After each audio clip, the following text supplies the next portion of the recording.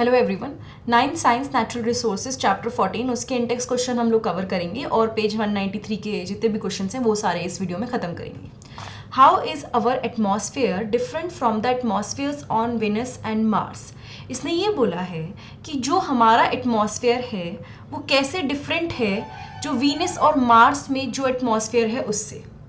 हमारा जो अर्थ है ना, अर्थ बेसिकली क्या है, ये एक ब्लैंकेट, इसके अर्थ के आसपास एक ब्लैंकेट ऑफ एयर है जिसमें कई सारी गैसेस हैं जैसे कि oxygen, carbon dioxide, nitrogen, water vapour और कुछ अलग अलग गैसेस जो बहुत थोड़े अमाउंट में प्रेजेंट है, वेरी टाइनी, मतलब वेरी स्मॉल क्वांटिटीज। ठीक है, तो ये हमारा जो अर्थ है ना, ये एक हैबिटेबल प्लेस है क्योंकि यहाँ पे हर गैस का एक बैलेंस्ड कंपोजिशन है और मतलब यहाँ पे रहा जा सकता है as compare to the other planets. लेकिन जब हम लोग बात करते हैं अबाउट वीनस एंड मार्स, तो वहाँ पे ये इतनी सारी गैसेस और जो मोस्ट इंपॉर्टेंट गैस है ऑक्सीजन, वो कोई इतनी अमाउंट में कोई चीज़ प्रेजेंट नहीं है। मोस्टली वहाँ पे 95% कार्बन डाइऑक्साइड प्रेजेंट है, जिसकी वजह से वहाँ पे सर्वाइव करना is very difficult. So our atmosphere is different from atmosphere of Venus and Mars क्योंकि वहाँ पे जो गैसेस का कंसंट्रेशन है वो हमारे से बिल्कुल अलग है। यहाँ पे जो सबसे इंपॉर्टेंट गैस है वो प्रेजेंट है, वहाँ पे उसके ट्रेसेस अगर हैं भी तो अभी तक कुछ ऐसी इंफॉर्मेशन मिली नहीं है साइंटिस्ट को कि हाँ वहाँ पे सर्वाइवेबल, मतलब ऐसा इनहैबिटेट है कि वहाँ पे लोग रह सकें। ठीक है, how does the atmosphere act as a blanket.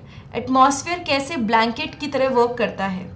The blanket of gases and air that surround the earth is called atmosphere. इसने क्या बोला, जो ब्लैंकेट है किसका, गैसेज या एयर का, अर्थ को जो पूरा का पूरा सराउंड करता है उसको हम लोग बोलते हैं एटमॉस्फेयर। ये क्या करता है ना एटमॉस्फेयर, ये इसके कुछ फायदे हैं जैसे कि वो एक तो नॉर्मल टेम्परेचर जो है ना उससे हमें, मतलब जो अर्थ का नॉर्मल टेम्परेचर है उसको स्टेडी रखता है। मतलब अगर ये ब्लैंकेट ना हो तो दिन में अर्थ बहुत हॉट हो जाए और रात को बहुत ज़्यादा कोल्ड हो जाए, लेकिन just because of the atmosphere, सिर्फ एटमॉस्फेयर होने की वजह से ऐसा नहीं होता है। वो टेम्परेचर को स्टडी रखता है, स्टडी मतलब बार बार चेंज नहीं होने देता। ठीक है, it maintains the consistency in temperature, temperature की कंसिस्टेंसी को मेंटेन करता है और इसे एक कंफर्टेबल प्लेस बनाता है रहने के लिए। ठीक है, सो एक तो ये चीज़ हुई। दूसरी चीज़, जो ओजोन शील्ड है ना, हमारी जो ओजोन लेयर स्ट्रेटोस्फेयर में प्रेजेंट है वो मोस्टली यूवी रेडिएशन को एब्जॉर्ब कर लेता है जो स्पेस से आ रही है। ठीक है, और ये हमें प्रोटेक्ट करता है उसके हार्मफुल इफेक्ट से, जो कि रिस्पॉन्सिबल है for maintaining the temperature without letting the harmful ultraviolet रे इफेक्ट।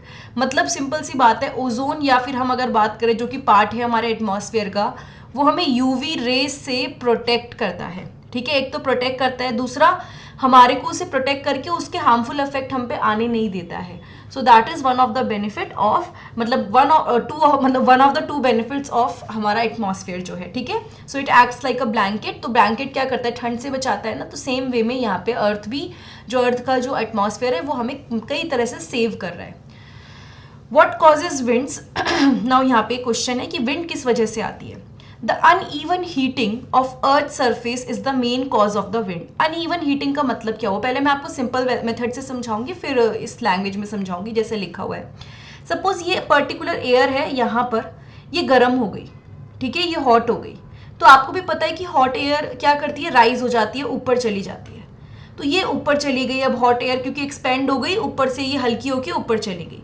तो आसपास की जो जगह है, यहाँ की जो एयर है वो अभी गर्म नहीं हुई है, तो वो फटाफट से इसकी जगह लेने के लिए आएंगी। एंड जब ये ऐसा आता है, और सपोज सिंपल सी बात है, जब हॉट एयर राइज करती है तो यहाँ पे लो प्रेशर एरिया जनरेट हो जाता है। तो हाई प्रेशर एरिया से गैसेस आती हैं लो प्रेशर एरिया में, जैसे यहाँ से ये जो हवाएं हैं ये इधर की तरफ आ रही हैं इसकी जगह लेने के लिए। तो बाय दैट मीन्स ये जो विंड की मूवमेंट हो रही है ना, ये just because of uneven heating and most importantly high pressure से लो प्रेशर एरिया की तरफ मूव करने की वजह से विंड प्रोड्यूस हो रही है। ठीक है, नाउ है how are clouds formed. Clouds कैसे बनते हैं, देखो during the day time in the presence of sunlight कई ऐसे वाटर सोर्सेज हैं जैसे कि well, lake, pond, sea, river और भी बहुत सारे ओशियन वगैरह। वहाँ से क्या होता है ना, पानी धीरे धीरे इवेपोरेट होता है और ये वाटर जो होता है धीरे धीरे इवेपोरेट होता है और ये जो हवा ऊपर जाती है ना हल्की हल्की, उसी के साथ ये इवेपोरेट होके ये पानी भी चला जाता है। ये वाटर वेपर भी जो इवेपोरेट हुआ है ये ऊपर चला जाता है। जैसे जैसे एयर राइज करती है, जैसे जैसे एयर ऊपर जाती है, वो एयर एक्सपैंड होती है क्योंकि आपको पता ही है कुछ टाइम के बाद, क्योंकि वो यहाँ से एक्सपेंड होते हुए गर्म होने की वजह से एक्सपेंड हो गई, ऊपर चली गई, ऊपर जाके एक पर्टिकुलर हाइट पे जाके वो ठंडी होती है। एंड जब एयर ठंडी होती है तो वाटर वेपर कंडेंस हो जाता है ताकि वो माइन्यूट ड्रॉपलेट्स बना सके। मतलब उसकी वजह से जब एयर ठंडी होती है तो छोटे छोटे ड्रॉपलेट्स बनने शुरू हो जाते हैं क्लाउड्स के। ठीक है, तो पहली बात क्या हुआ, पहले तो पानी नॉर्मली इवेपोरेट हुआ, वो ऊपर गया, ऊपर जाके कंडेंसेशन हुआ, ठंडा होना शुरू हुआ, ठंडे होने की वजह से छोटे छोटे ड्रॉपलेट्स बन गए। ये जो टाइनी ड्रॉपलेट्स हैं धीरे धीरे ये बड़े हो जाते हैं कंडेंसेशन प्रोसेस से और बहुत बड़े बड़े वाटर ड्रॉपलेट्स फॉर्म हो जाते हैं। An enormous collection of water droplets appear as cloud. फिर जब बहुत सारे ड्रॉपलेट्स को हम एक साथ देखते हैं ना, जब हमें दिखता है कि बहुत सारे ड्रॉपलेट्स एक साथ हैं तो वो हमें it appears us as a cloud, वो हमें क्लाउड की तरह दिखता है। Okay, list any 3 human activity that you think would lead to air pollution. ऐसी 3 एक्टिविटी जो आपको लगता है जिसकी वजह से एयर पोल्यूशन हो सकता है। पहली बात तो सिंपल सी, बर्निंग ऑफ फॉसिल फ्यूल, चाहे पेट्रोलियम हो, कोल हो, कैरोसिन हो, कोई भी चीज़ हम जला रहे हैं उसकी वजह से पोल्यूशन होगा, तो फॉसिल फ्यूल को बर्न करने से पोल्यूशन हो रहा है। Smoke released from the manufacturing industry, इतनी सारी इंडस्ट्रीज़ हैं, चाहे कोई भी हो, जो छोटे से छोटा सामान बना रही है उनमें से वहाँ से क्या निकल रहा है, वहाँ से काफ़ी सारा धुआं निकलता है, तो which is responsible for the, जो कि रिस्पॉन्सिबल है एयर पोल्यूशन के लिए।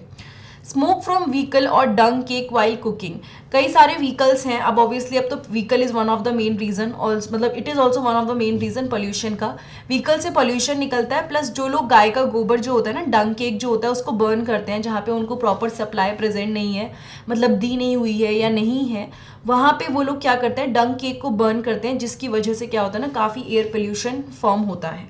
ठीक है, सो आई थिंक ये वाला हमने पार्ट खत्म कर लिया है। पेज 193 के इंडेक्स क्वेश्चन हम लोगों ने कवर कर लिए। ये वीडियो आपको अच्छी लगी हो या कोई भी क्वेश्चन समझ में आया तो चैनल को सब्सक्राइब ज़रूर कीजिएगा।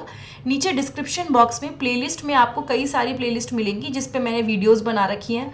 एंड साथ के साथ आप लोग क्या कर सकते हैं ना, मेरे चैनल पे जाके प्लेलिस्ट डायरेक्टली चेक कर सकते हैं। मोस्टली 6 to लेके 10 तक की आपको सारी वीडियोज़ मिल जाएंगी, उसको चेक ज़रूर कीजिएगा। एंड अगर वीडियो अच्छी लगती है तो चैनल को सब्सक्राइब ज़रूर कीजिएगा। Thank you so much, have a nice day, I will see you next time in the next video.